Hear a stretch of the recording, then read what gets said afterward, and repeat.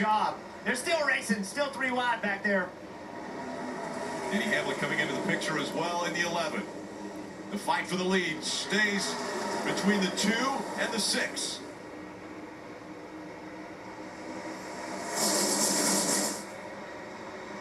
(2012) champion Brad Keselowski fighting on the bottom. Look back at this from Denny's perspective.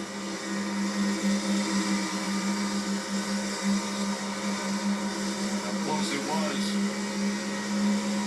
41. Loose right in front of him. Something like that is happening. Look at it on the outside. Truex. Racetrack. Truex in that 19 car just got by 3 of them on the outside. Chase Elliott had trouble. Truex just jumped on the outside and went by him. He's going again. Neck and neck. Truex again to the top. He found something. Truex trying to use that high He's line found to something. He's get going by for this it. group. He might get in the wall, but he's going for it. There. 5th car back on the high I think line. he's the only one going that high. Let's see if he does it again. Breaking up just a little bit on that inside line. He's doing it again. 17. Truex has found something. Back to the bottom, but these Toyotas at the top. Truex has found something. He has gotten up to the wall. That's what I'm saying. And he has just passed about 6 cars in the last 2 laps. Just ripping the fence. There he goes again. There he goes again to the outside of 22. This just started. He just learned this. And it has been so effective. Do it again. Can he jump down in front of that 22? He does. That's going to give him a big push here. Up to the back of the 12 of Blaney. As you see the 2 and the 6. Blaney's going to block that run. The spotters done told him what he's doing. Cedric has cleared the 6 of Keselowski. Big run down the back straightaway. Josh Williams, the spotter for Ryan Blaney, told him that 19 is ripping the fence. You cannot let him do it. Blaney jumped up there and took that line away from him. Now the Ford's coming back to these front 2. These guys are quickly catching the lap car of Corey LaJoie. Intensity is going to pick up here in a few moments. They have to find a way around that slower car. Under 20 laps to go in stage 2. The handling's starting to fade away on these cars, so you don't get a little bit of space between them. Truex again with a run to the middle of the racetrack around the outside of the 48. Blaney, Busher side by side for 3rd. No run for Keselowski. Lap car in 2nd. LaJoie. It's hard to believe this, but Truex has never won a race on a drafted-style racetrack. Never Daytona, never Talladega, never here. Car's going pretty fast for being towed out. Think about Cedric here. After winning the Daytona 500, coming in as a rookie. Only 3 top 10s this year, no top 5s. It's been a dismal year now to the outside. Here comes the 6 of Keselowski. Once again, side by side for the lead. And you split teammates. Now you have an LaJoie letting RFK him by. car behind the 2 and a Penske car behind the 6. And we saw Blaney give that 6 a shove. It didn't get him too much momentum. It didn't push him in front of the 2. But now a side draft by the 6 of Keselowski pulls the 2 back. You got it. Roush Fenway and Penske split up here. See, Blaney's having to block Truex. He's having to run that high line. Big push for Blaney here. Clears the 6 of Keselowski. A lot of momentum at Now the watch. 12 of Blaney. He's going to look to the inside. He'll go for the lead. Now watch Truex. Watch Truex right here. Watch Truex. Watch Truex. Now we'll see if Cindric will repay the favor. Ooh. And Bowman gets to his inside. So now Bowman This is will good. put Cindric back another position. That 19 car is fast, guys. He is. Look at, he has driven that thing all the way to 2nd. Blaney back to the inside. He's going to move down, try to side draft. Can't do it. Blaney's clear. Good run by Busher, and now that high line looked like have momentum. Crazy moves right there, man. I thought they were wrecking. Blaney jumping in front of that 19. That was at 12. What does the 12 do? He's jumping to the outside. Oh, man, can he make it work? He's there. He's there, Rick. He's going to have a shot down this back straightaway. A little bit of gap between them to the 19, though. What does the 19 do? He's going to have a big run down this back straightaway. That high line has been working for the 19. Does he give him a big shot? No. He gets out of the gas before he gets to the 12, and he starts to fall back. Busher's going to help his teammate, though. A couple cars here with some trouble in the back of the field, the 8.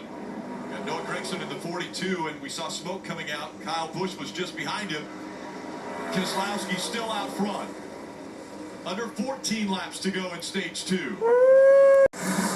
both get collected, slide into the infield, and the caution comes out. They were 3 wide. The 48 split up the racetrack, caught the back of the 11, and around he went. Running in 7th and 8th position.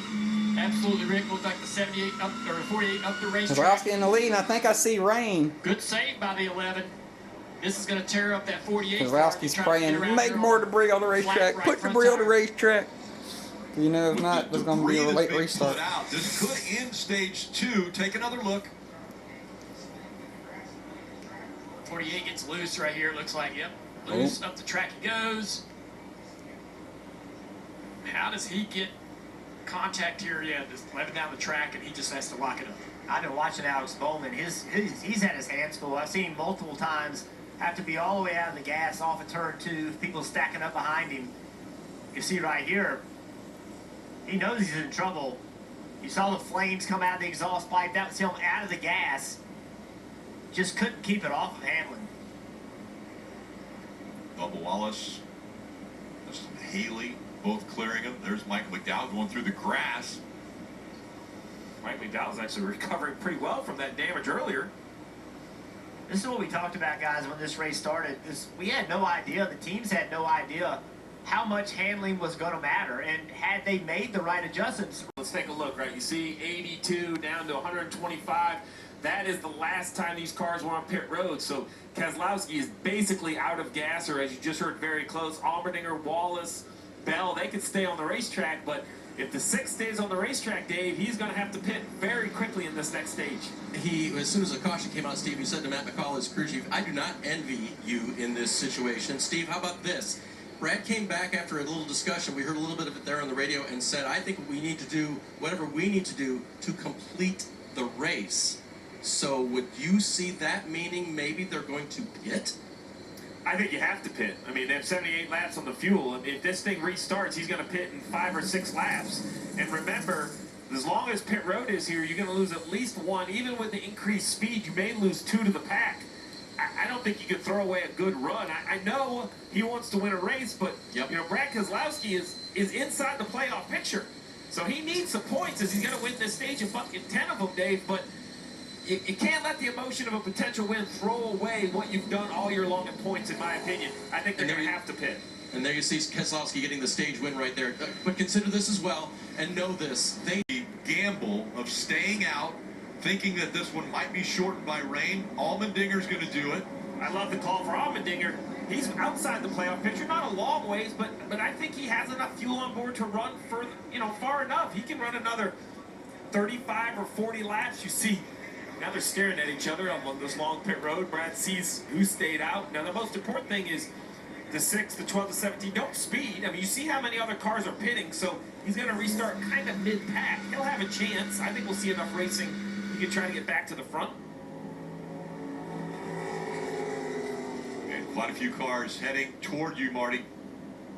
Just like his teammate and owner, Brad Keselowski, Chris Buescher is pretty comfortably in the playoffs, so Scott Graves reminded him of that. We can't take any crazy risk here. Been very happy with the car, just a little bit too free when it's in traffic. They're going to take their 4 fresh Goodyear tires here in Sunoco Fuel, Dave. Blaney's happy with his 12 car. They talked about 4 tires. We'll see if that's where they go. They were talking in code for Brad Keselowski. It looks like 4 tires from Goodyear and Sunoco Fuel for each of the 12 and the 6.